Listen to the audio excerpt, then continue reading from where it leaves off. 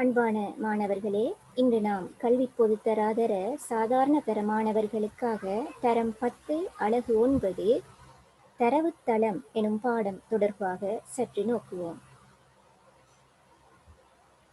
தரவுத்தளம் அல்லது டேட்டாபேஸ் என்பது கல்வி பொதுத்தராதர சாதாரண தர பரீட்சை வினாத்தாளில் பல்தேர்வு வினாக்களாகவும் பகுதி 2இல் ஒரு பகுதியாகவும் தொடர்ந்து வருகின்ற ஒரு அலகாக இருப்பதால் மாணவர்கள் இப்பாடத்தை தெளிவாக கற்று சிறந்த விளக்கமொன்றை பெறுவதன் மூலம் இப்பகுதி வினாக்களுக்கு பூரணமான புள்ளிகளை பெறக்கூடியதாக இருக்கும்.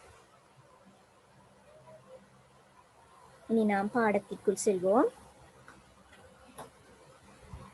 பாடத்திற்குள் நுழைய முன் இப்பாடத்தின் கற்றல் பேறுகள் தொடர்பாக நாம் அறிந்திருத்தல் வேண்டும்.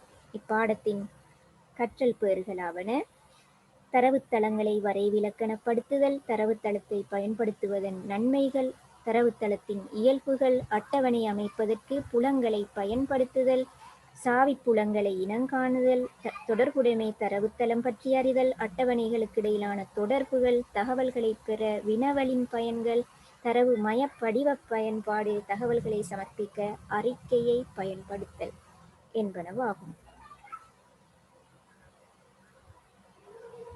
மாணவர்களே, தரவுகள் தொடர்பாக நாம் தரம் 10இல் முதலாவது அலகில் தெளிவாக கற்றிருக்கின்றோம். அந்த வகையில் தரவு என்பது அன்றாட வாழ்வில் நாம் நிறைய சந்தர்ப்பங்களில் பயன்படுத்தப்படுகின்ற தேவைப்படுகின்ற ஒன்று. பாடசாலையிலாக இருக்கட்டும், பாடசாலையில் மாணவர்களின் தரவுகள், மாணவர்களின் பெற்றோரின் தரவுகள், இப்படியான விடயங்கள் அனைத்தும் நாங்கள் ஃபைல்களில் சேமித்து வருகின்றோம். அதுபோல் நூலகங்களில் நூல்கள், வாசிகசாலை பாடசாலை வாசிகசாலையாக இருக்கட்டும், வாசிகசாலையில் உள்ள அத்தனை நூல்களையும் விவரங்கள் அனைத்தும் நாம் எழுத்து மூலமாக சேமித்து வருகின்றோம். இப்படி ஏதாவது ஒரு ஒழுங்கு முறையில் சேகரிக்கப்படுகின்ற தரவுகளின் கூட்டமே நாம் தரவுத்தளம் என்று குறிப்பிடுகின்றோம். இந்த தரவுத்தளமானது 2 முறைகளில் கையாளப்படுகின்றது. ஆரம்ப கால முறை, கைமுறை என்று நாம் சொல்வோம்.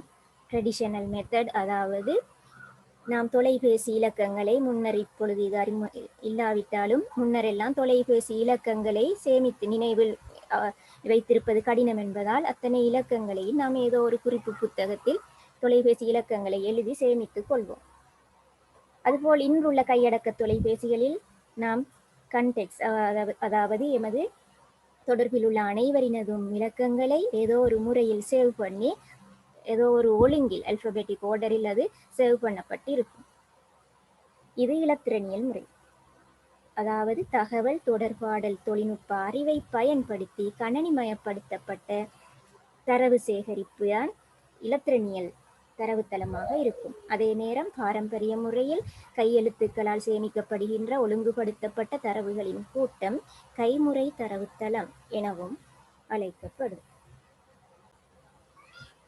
அதுபோல் இன்னொரு உதாரணத்தை நாம் பார்ப்போம் என்றால், பாடசாலையில் மாணவர்கள் வருகை தரும் போது அனைத்து மாணவர்களின் பிசி, பிறப்பு அத்தாட்சி பத்திரம், அதுபோன்று மாணவர்களின் வேறு சுய விவரங்கள் அனைத்தும் நாம் தரவுகளை சேகரித்து ஃபைல்களில் எழுத்து மூலமான எழுத்து பதிவுகளை எடுத்து நாம் சேகரித்து வைத்துக் கொள்கின்றோம். இது பாரம்பரிய கைமுறை இழையாக இருக்கும்.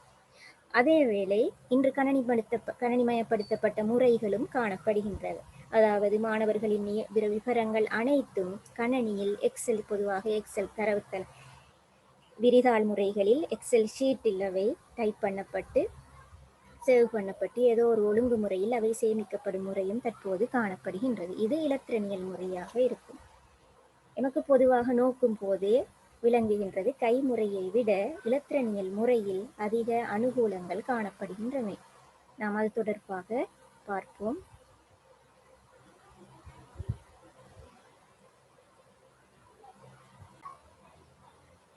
நாம் பார்த்த இந்த உதாரணத்தை வைத்து நோக்கும் போது மாணவர்களின் விவரங்கள், உதாரணமாக பிறப்பத்தாட்சி பத்திரத்திலிருந்து சுய விவரங்கள் அனைத்தும் தரவுகளாக சேமிக்கப்பட்டு கைமுறையில் ஃபைல்களாக பேணப்படுவதை விட எக்ஸல் ஷீட்டில் சேவ் பண்ணப்பட்டு கணனிமயப்படுத்தப்பட்ட முறையில் சேமிக்கப்படுவது அனுகூலம் நிறைந்ததாக இருக்கும்.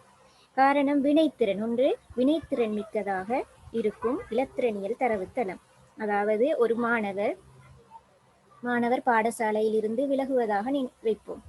அந்த மாணவரின் விவரம் அனைத்தும் நாம் ஃபைலில் தேடிக்கொண்டிருக்க தேவையில்லை.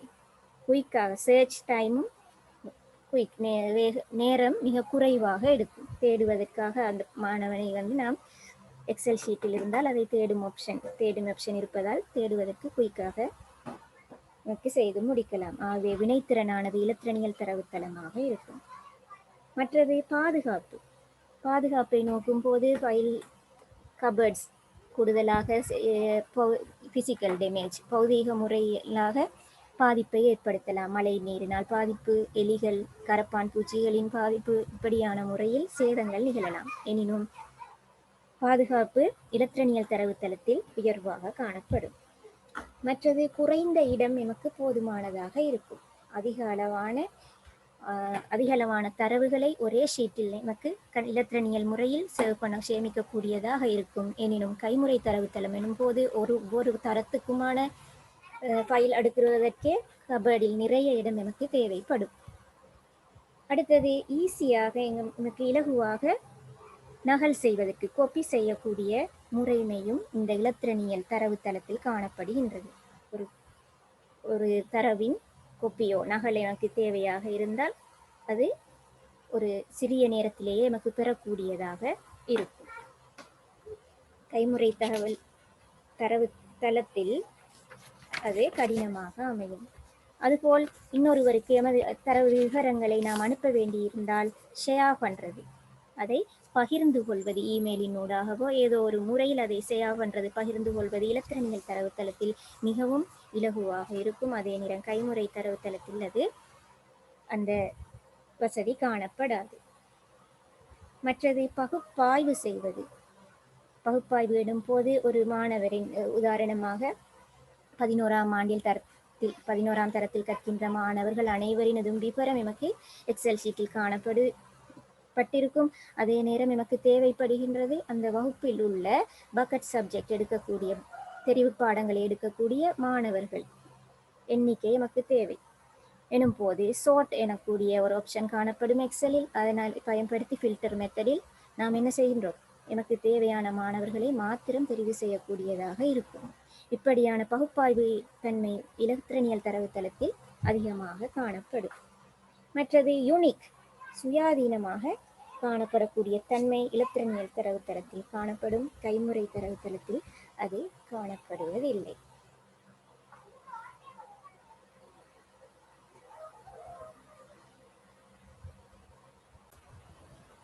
சரி மாணவர்களே, இனி நாம் ஒரு தரவுத்தள அட்டவணையின் மாதிரி அமைப்பு தொடர்பாக பார்ப்போம்.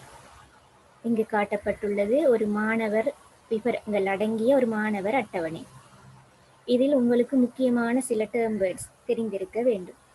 ஒன்று பதிவு, மற்றது புலம், மற்றது அட்டவணை.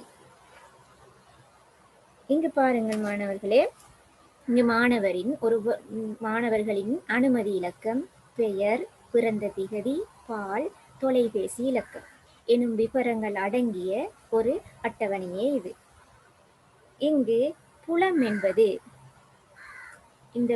என்பது ஒவ்வொரு விவரங்கள் அடங்கிய கொலம்ஸ், அதாவது நிரல்களை குறிக்கும். புலங்களின் இந்த ஒவ்வொரு கொலமும் ஒவ்வொரு புலமாக இருக்கும். இதை நாம் ஆங்கிலத்தில் ஃபீல்ட் என்று சொல்வோம். மற்றது பதிவு எனப்படுவது புலத்தில் உள்ள, அதாவது புலங்களின் சேர்க்கையாக இருக்கும். இந்த ஒவ்வொரு புலங்களின் சேர்க்கை, இது ஒரு பதிவு. இங்கு காணப்படுகின்ற பதிவுகளின் எண்ணிக்கை 3. இங்கு காணப்படுகின்ற புலங்களின் எண்ணிக்கை 1, 2, 3, 4, 5. 5 புலங்களும் 3 பதிவுகளும் காணப்படுகின்றன. இந்த புலங்களும் பதிவுகளும் சேர்ந்த இந்த மொத்த அமைப்பை அட்டவணை என்று நாம் குறிப்பிடுகின்றோம். இப்பொழுது உங்களுக்கு விளங்கி இருக்கும், இதற்கிடையில் ஒரு தொடர்பு காணப்படுகின்றது.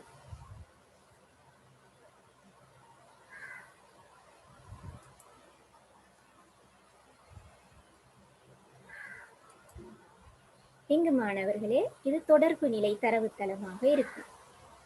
இது ஒரு அட்டவணை, அதே நேரம் அதுடன் தொடர்பு படக்கூடிய இன்னொரு அட்டவணை இது. இங்கு காணப்படுகின்ற இந்த அட்டவணையுடன் தொடர்பு படக்கூடிய அட்டவணையே இது. அதனால் நாம் இதனை தொடர்பு நிலை தரவுத்தளம் என்று குறிப்பிடுகின்றோம். இங்கு மாணவர் இலக்கம், மாணவர் பெயர், பிறந்த திகதி, பாதுகாவலர் பெயர், இங்கு 4 வகையான புலங்கள் காணப்படுகின்றன. இந்த 4 புலங்களிலும் காணப்படுகின்ற பதிவுகளின் எண்ணிக்கை 2ஆக காணப்படுகின்றது. இங்கும் 4 புலங்கள் காணப்படுகின்றன, பதிவுகளின் எண்ணிக்கை 4ஆக காணப்படுகின்றது. இதிலிருந்து நாம் புலம், பதிவு, அட்டவணை, தொடர்பு நிலை தரவுத்தளம் என்பவற்றுக்கிடையிலான தொடர்பை பார்ப்போம்.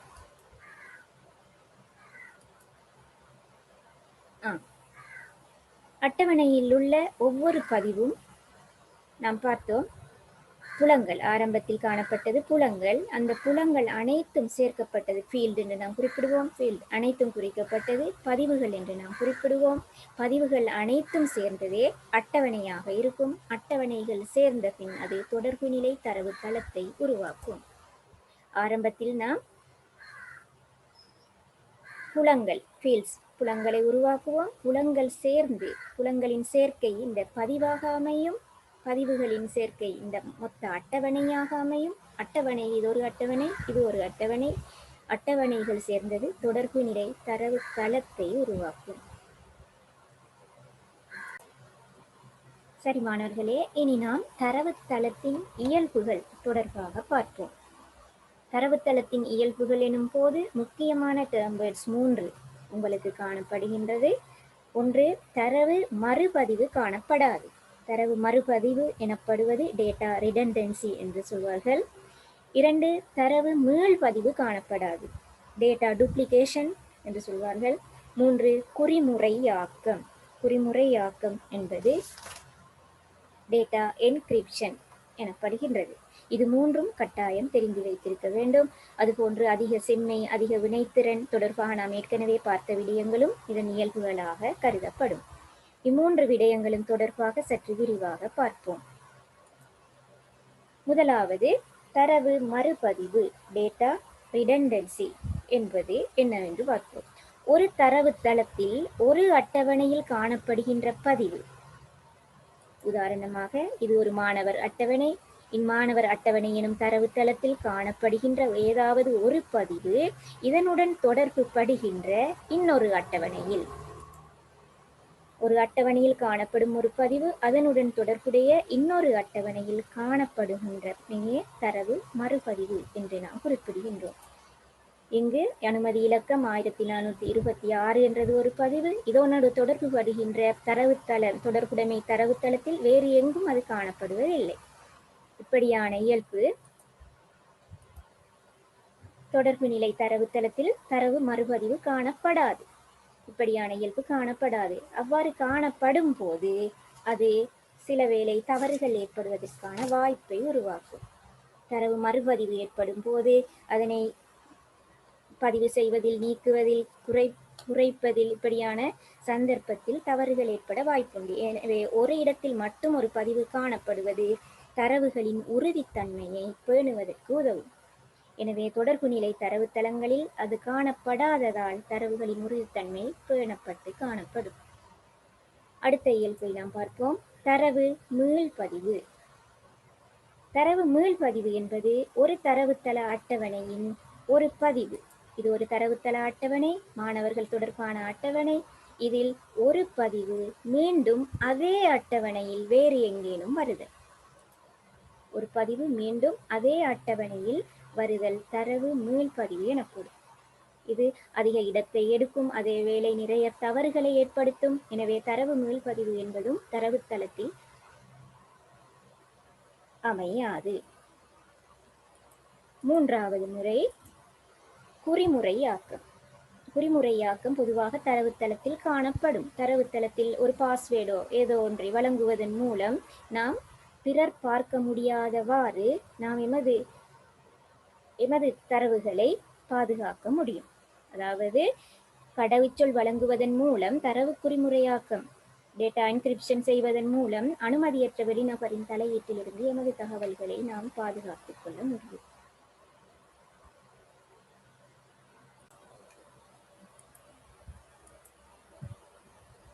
இனி நாம் தரவுத்தளத்திலே பயன்படுத்தப்படுகின்ற சாவிகள் தொடர்பாக பார்ப்போம். இங்கே 3 வகையான சாவிகள் உங்களுக்கு அறிமுகப்படுத்தப்படுகின்றன. ஒன்று பிரைமரி கீ என்று சொல்லப்படுகின்ற முதன்நிலை சாவி. 2 அந்நிய சாவி, ஃபாரின் கீ என்று சொல்லப்படுகின்ற அந்நிய சாவி. 3 சேர்மான சாவி, கம்போசைட் கீ என சொல்லப்படுகின்ற சேர்மான சாவி ஆகும். இதை தொடர்பாக நாம் விரிவாக பார்ப்போம்.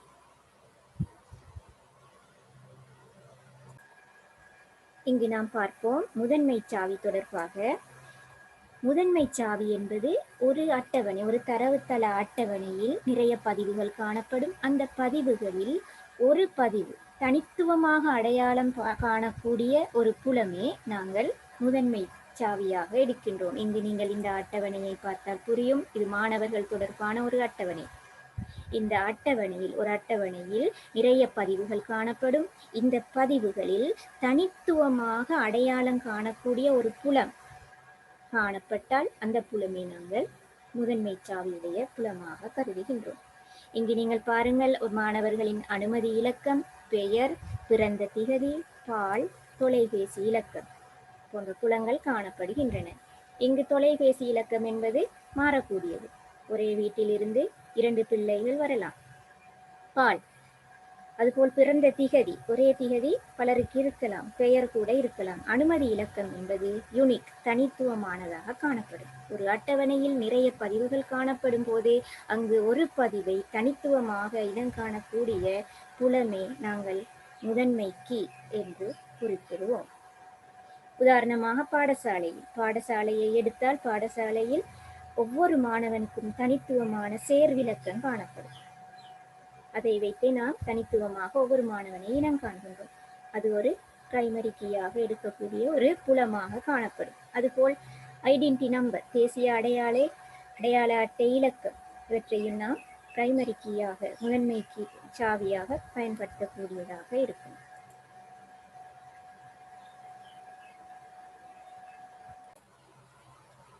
அடுத்து நாம் பார்ப்போம் முதன்மை சாவி கொண்டிருக்கின்ற இயல்புகள். முக்கியமான சிறப்பியல்புகள் 2 காணப்படுகின்றன. ஒன்று, நாம் இந்த அட்டவணையை நோக்கினால் மாணவர் அட்டவணை தொடர்பான ஒரு தரவுத்தளம் காணப்படுகின்றது. இங்கு பிரைமரி கீ, முதன்மை சாவியாக நாம் எடுக்கக்கூடியது அனுமதி இலக்கம். இந்த அனுமதி இலக்கமே பிரைமரி கீயாக தொல்படுகின்றது. இந்த முதன்மை சாவியாக காணப்படக்கூடிய பதிவுகள் வெறுமையாக இருக்கக்கூடாது. முதலாவது இயல்பாக நாம் அதை குறிப்பிட வேண்டும். அதாவது ஒரு பாடசாலையில் ஒரு மாணவனுக்கு சேர்விலக்கம் இல்லாமல் அனுமதிப்பது இல்லை, அது எனக்கு தெரியும். அதுபோல் தேசிய அடையாள அட்டை இலக்கம் இல்லாமல் ஒரு நாட்டில் ஒரு பிரஜை, அந்த 18 வயதுக்கு மேற்பட்ட ஒரு பிரஜை இருக்க முடியாது. அது சட்ட ரீதியாக காணப்பட முடியாது. எனவே இப்படியான அனுமதி இலக்கம் முதன்மை சாவியானது வெற்றிடமாக காணப்பட முடியாது.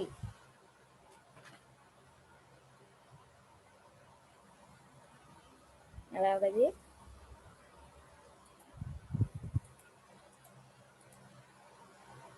இங்கு 1428 என்ற அனுமதி இலக்கம் இல்லாமல் பெயர் மாத்திரம் இங்கு காணப்பட்டால் இந்த அட்டவணை அது பொருத்தமான ஒழுங்கான ஒரு தரவுத்தளமாக அமையாது. அடுத்து இரண்டாவது இயல்பு, முதன்மை சாவி குறிப்பிடுகின்ற இரண்டாவது இயல்பு, தரவுகள் ஒருபோதும் மீள்பதிவு நடைபெற மாட்டாது. அதாவது ஒரு தரவு ஒருபோதும் மீள பதிவு செய்யப்பட மாட்டாது. உதாரணமாக இங்கு 1426, இதை நாம் அனுமதி இலக்கம் என்பது முதன்மை சாவியாக காணப்படும். இங்கு 1426 என்ற அனுமதி இலக்கத்தை உடைய மாணவன் மீண்டும் இங்கு அட்டவணையில் சேர்க்கப்பட முடியாது. ஆகவே நாம் இங்கு இதிலிருந்து முதன்மை நிலை சாவியின் விசேட அம்சங்கள், முக்கியமான 2 இயல்பையும் தெரிந்து வைத்திருக்க வேண்டும். ஒன்று, தரவுகள் வெற்றிடமாக காணப்பட முடியாது, தரவுகள் மீள்பதிவு நடைபெறாது.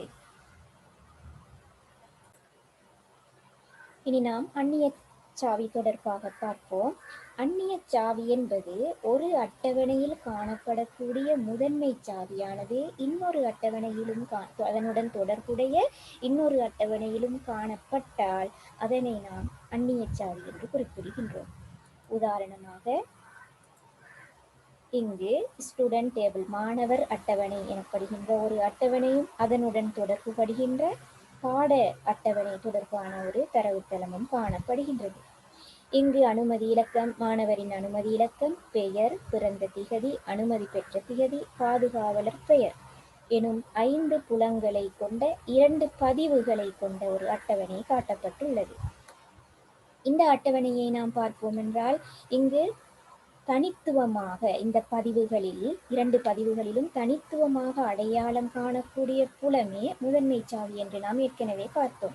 அந்த வகையில் இதற்கு பொருந்தக்கூடிய முதன்மை சாவி அனுமதி இலக்கம் ஆகும். அந்நிய சாவி எனும் போது ஒரு அட்டவணையில் காணப்படக்கூடிய முதன்மை சாவி அதனுடன் தொடர்பு படுகின்ற இன்னொரு அட்டவணையிலும் காணப்பட்டால் இந்த அட்டவணையில் உள்ள அனுமதி இலக்கம் என்ற முதன்மை சாவி இந்த அட்டவணை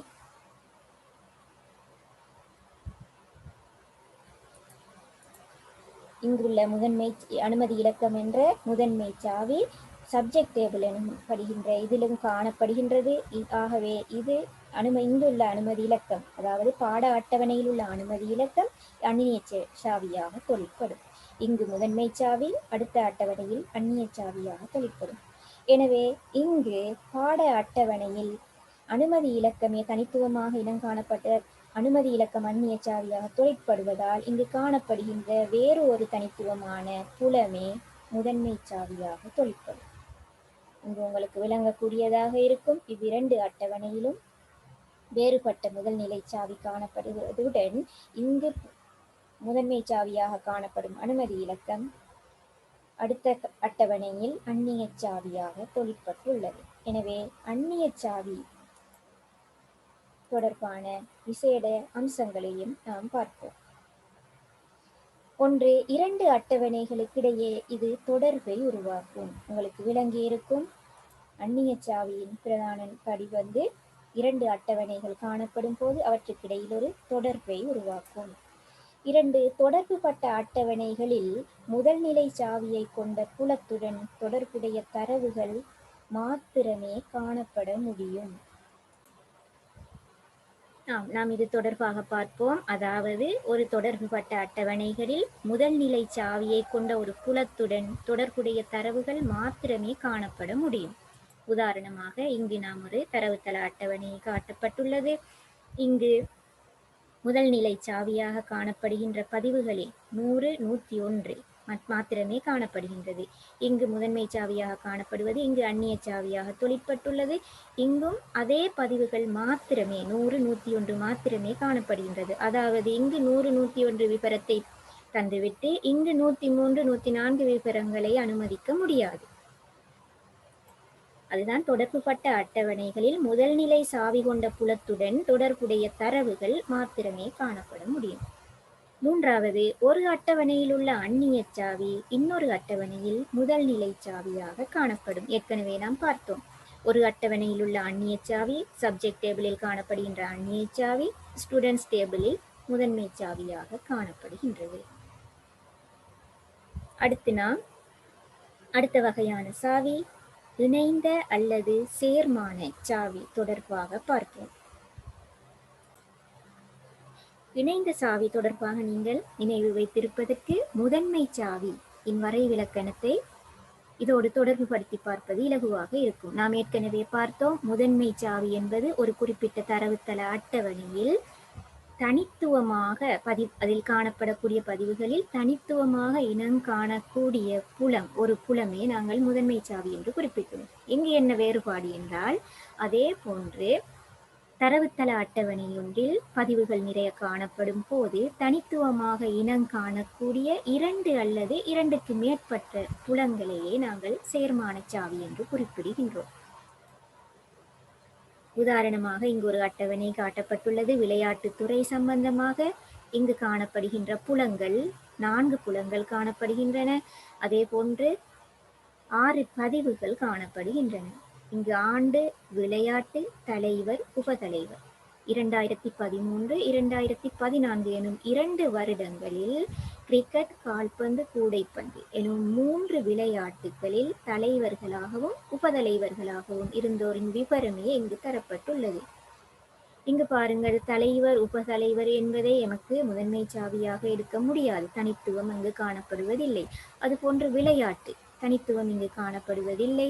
ஆண்டிலும் தனித்துவம் இல்லை. இப்படியான சந்தர்ப்பங்களில் நாம் ஒரு புலத்தை மாத்திரம் வைத்து முதன்மை சாவியை தீர்மானிக்க முடியாத இப்படியான சந்தர்ப்பங்களில் 2 அல்லது 2க்கு மேற்பட்ட புலங்கள் தேவைப்படுகின்றன. இங்கு நாம் எடுக்கலாம் ஆண்டையும் விளையாட்டையும் தனித்துவமாக சேர்க்கும் போது இங்கு தனித்துவம் ஒன்று பேணப்படுவதை அவதானிக்க முடியும். எனவே இப்படியான சாவியே கம்பசைட் அல்லது சேர்மான சாவி என்று நாம் குறிப்பிடுகின்றோம். சரி மாணவர்களே, இனி நாம் தரவு வகை தொடர்பாக பார்ப்போம். தரவு வகை என்பது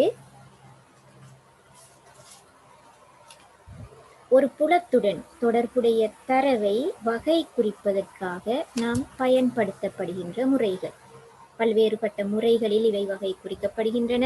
அதில் ஒன்று எண்சார் நியூமெரிக் சிஸ்டம். எண்சார் எனும் போது நாங்கள் எல்லா வகையான இலக்கங்களையும் இதில் அடங்குவதில்லை. அதாவது எண்கணித கணிப்புக்கு பயன்படுத்தப்படுகின்ற, அதாவது கூட்டல், கழித்தல், பெருக்கல், வகுத்தல் தொடர்பான எண்கள் தொடர்பாகவே நாம் எண்சார் வகை தரவு வகையாக வகை குறிப்போம். உதாரணமாக தேசிய அடையாள அட்டை இலக்கம், இது இவ்வகையான எண்கணித கணிப்புகளுக்குள் அடங்குவதில்லை. எனவே நாம் நியூமெரிக் எண்சாரில் நாம் தரவு வகைக்குள் அடக்குவதில்லை. அதுபோன்று தொலைபேசி இலக்கம் எண்கணித கணிப்புகளுக்குள் அடங்குவதில்லை. அதுவும் எண்சார் தரவு வகையாக கருதப்படுவதில்லை. இரண்டாவது தரவு வகை பாடம், டெக்ஸ்ட் என்று சொல்லுவோம். இதில் எழுத்துக்கள், சில எண்கள், நாம் மேலே குறிப்பிட்ட வகையான எண்கள் மற்றும் விசேட குறியீடுகள் இவை பயன்படுத்தப்படும். மூன்றாவது நாணயம், கரன்சி. நாணய பெறுமதிகள் அனைத்தும் இங்கு இம்முறையில் பயன்படுத்தப்படும். அடுத்த தரவு வகை திகதி அல்லது நேரம், டேட் அண்ட் டைம். பொதுவாக நமக்கு இது தெரியும். திகதி நேரத்தை குறிப்பதற்காக நாம் பயன்படுத்தும் டேட்டா டைப் அல்லது தரவு வகையாக இருக்கும். இறுதியாக பூலியன் என்பது ட்ரூ ஓ ஃபால்ஸ், உண்மை அல்லது பொய். இப்படியான 2 தர்க்கவியல் பெறுமதிகள் காணப்படும் போது அதனை பதிவு செய்வதற்காக நாம் பயன்படுத்தப்படுகின்ற ஒரு தரவு வகையாக அமையும். உதாரணமாக இங்கு தரப்பட்டுள்ள அட்டவணையை பார்ப்போம். ஒரு நூலகம் தொடர்பான விவரம் இங்கு தரப்பட்டுள்ளது. இங்கு காணப்படுகின்ற புலப்பெயருக்கு பொருத்தமான தரவு வகைகளும் இங்கு காட்டப்பட்டுள்ளது. முதலாவது பதிவு இலக்கம். புத்தகத்தின் பதிவு இலக்கம் என்பது டெக்ஸ்டாக காணப்படும். இது நம்பராக இருந்தாலும் இலக்கமாக இருந்தாலும் இது எண்கணிதத்துடன் தொடர்புபட்டதல்ல. எனவே நாம் பாடமாக தரவு வகையாக குறிப்போம். மற்றது தலைப்பு. புத்தகத்தின் தலைப்பு என்பது பாடம் வகையான தரவு வகை நமக்கு தெரியும். நூலாசிரியரின் பெயரும் பாடம் டெக்ஸ்ட் வகையாக இருக்கும். புத்தகத்தின் விலை என்பது கரன்சி, விலையுடன் நாணயத்துடன் தொடர்புபட்டது. அது நாணயம் தொடர்பான தரவு வகையாக அமையும். புத்தகத்தின் எண்ணிக்கை என்பது இலக்கங்களில் காணப்படும். எனவே இது எண் வகையான தரவு வகையாக அமையும். இங்கு உங்களுக்கு உதாரணமாக ஒரு புல தொகுதி காட்டப்பட்டுள்ளது. நீங்கள் தரவு வகையை, இதனுடன் தொடர்புபடக்கூடிய தரவு வகையை இனங்காணுதல் வேண்டும். உதாரணமாக அனுமதி இலக்கம், அட்மிஷன் நம்பர் என்பது இலக்கமாக இருந்தாலும், உங்களுக்கு தெரியும் இலக்கமாக இருந்தாலும் இது எண்கணிதத்துடன் தொடர்புபட்டதல்ல. ஆகவே தரவு வகை பாடம் அல்லது டெக்ஸ்டாக அமையும். அனுமதி பெற்ற திகதி டேட்டுடன் சம்பந்தப்பட்டது. எனவே இது திகதி நேரம் அல்லது டேட் அண்ட் டைம் தரவு வகையாக அமையும். அடுத்தது பாடக்குறி, சப்ஜெக்ட் கோட் என்பது இலக்கங்கள், குறியீடுகள் சார்ந்த கலவையாக அமையலாம். இதுவும் பாடம் வகையான தரவு வகையாக அமையும். வைத்தியர் கட்டணம் என்பது நாணயத்துடன் தொடர்புபட்டது. எனவே இது கரன்சி அல்லது நாணயம் வகையாக அமையும். திணைக்களத்தின் பெயர் என்பது டெக்ஸ்ட் அல்லது பாடம் வகையாக அமையும். பயணிகளின் எண்ணிக்கை என்பது வெறும் இலக்கத்துடன் சம்பந்தப்பட்டது. இது நியூமெரிக் அல்லது எண் வகையாக அமையும். பதியப்பட்டுள்ளதா இது ஒரு எஸ் ஆர் நோ பூலியன் வகையான ஒரு புல அமைப்பாக காணப்படுகின்றது. எனவே இது பூலியன் வகையான தரவு வகையாக அமையும். இனி நாங்கள் தரவுத்தளத்தின் இன்னொரு பகுதியான தரவுத்தள முகாமைத்துவ தொகுதி தொடர்பாக பார்ப்போம். தரவுத்தள முகாமைத்துவ தொகுதி எனும் போது இங்கு டேர்ம்ஸ் சில உங்களுக்கு தெரிந்திருக்க வேண்டும். ஒன்று அட்டவணை டேபிள், 2 வினவல் குவரிஸ் எனப்படுகின்றன, 3 அறிக்கை ரிப்போர்ட், 4 படிவம் அல்லது ஃபார்ம். இது தொடர்பாகவும் ஒரு அறிவை பெற்றிருக்க வேண்டும். அட்டவணை எனப்படுவது தொடர்பு படுகின்ற அனைத்து தரவுகளினதும் கூட்டமாக கருதப்படும். நாம் ஏற்கனவே பார்த்துவிட்டோம். புலங்களின் சேர்க்கை பதிவுகளின் சேர்க்கை அனைத்தும் சேர்ந்தது அட்டவணை, அட்டவணைகள் சேர்ந்தது தொடர்பு தள அட்டவணை என்று பார்த்தோம். இரண்டாவது வினவல் என்பது ஏதாவது ஒரு நிபந்தனை அடிப்படையில் நாம் தரவுகளை மொத்தமாக சேகரித்து எடுத்தது. உதாரணமாக ஒரு வகுப்பில் நடைபெற்ற பரீட்சையில் ஒரு பாடத்தில் 35க்கு கீழ் புள்ளிகளை பெற்ற மாணவர்களை நாம் தெரிவு செய்து எடுக்க வேண்டும். இப்படி ஒரு நிபந்தனையை வைத்து அதன் அடிப்படையில் தரவுகளை பெறுதலே வினவல் என்று நாம் குறிப்பிடுவோம். மூன்றாவது அறிக்கை. நாம் எடுத்த அட்டவணைகள் அனைத்தினதும் சாராம்சம் தொகுப்பாக பெறப்படுவதே ஒரு அறிக்கை. எனக்கு தெரியும், அறிக்கையாக நாங்கள் கூட்டங்கள் நடைபெறும் போது அறிக்கை சமர்ப்பிக்கிறோம், அதாவது அதன் சுருக்கம் மொத்தமாக அதன் சாராம்சமாக அமையும். 4 படிவம். நாங்கள் பெறப்பட்ட தரவுகள் அனைத்தையும் காட்சிப்படுத்தக்கூடிய வகையில் அவற்றை உள்ளீடு செய்து காட்சிப்படுத்தக்கூடிய வகையில் பயன்படுவதே படிவமாக காணப்படும். சரி மாணவர்களே, நாம் தரவுத்தள பாடத்தின் தியரி பகுதியின் இறுதி பகுதியை இருக்கின்றோம். இங்கு தரவுத்தள முகாமை தொகுதி மென்பொருள் தொடர்பாக நீங்கள் தெரிய வேண்டும். டேட்டாபேஸ் மேனேஜ்மெண்ட் சிஸ்டம் சாஃப்ட்வேர்ஸ், பொதுவாக காணப்படுகின்ற சாஃப்ட்வேர்ஸ் எவை என்பது பற்றி தெரிந்திருக்க வேண்டும். அந்த வகையில் நாம் அனைவரும் பொதுவாக பயன்படுத்தக்கூடிய மைக்ரோசாஃப்ட் கம்பெனி தருகின்ற எக்ஸஸ் மென்பொருள் நாம் பொதுவாக பயன்படுத்தக்கூடிய ஒரு மென்பொருளாக காணப்படுகின்றது. அதுபோல ஒராக்கிள் கோஆபரேஷன் தருகின்ற ஒராக்கிள் எனப்படக்கூடிய மென்பொருள், அதுபோல் பேஸ் மென்பொருள், SQL இது போன்ற மென்பொருட்களை பயன்படுத்தி நாம் தரவுத்தள வேலைகளை செய்து கொள்ள முடியும். இங்கு நீங்கள் பார்க்கலாம், மைக்ரோசாஃப்ட் வழங்கும் எக்ஸஸ் மற்றும் ஒராக்கிள் என்பன காப்பிரைட் சாஃப்ட்வேராக காணப்படும். அதே நேரம் பேஸ் மற்றும் SQL போன்றன ஃப்ரீ ஓப்பன் சோர்ஸ் சாஃப்ட்வேராக காணப்படும். அதாவது நாம் டவுன்லோட் பண்ணி ஃப்ரீயாக இலவசமாக பயன்படுத்தக்கூடிய முறையில் அந்த மென்பொருட்கள் காணப்படும். சரி மாணவர்களே, இத்துடன் தியரி பகுதி, இதில் உள்ள இந்த பாடத்தில் உள்ள தியரி பகுதி முடிவடைந்தது. இன்னொரு பகுதியில் நாம் பிராக்டிக்கல் சம்பந்தமான விவரங்களை பார்ப்போம்.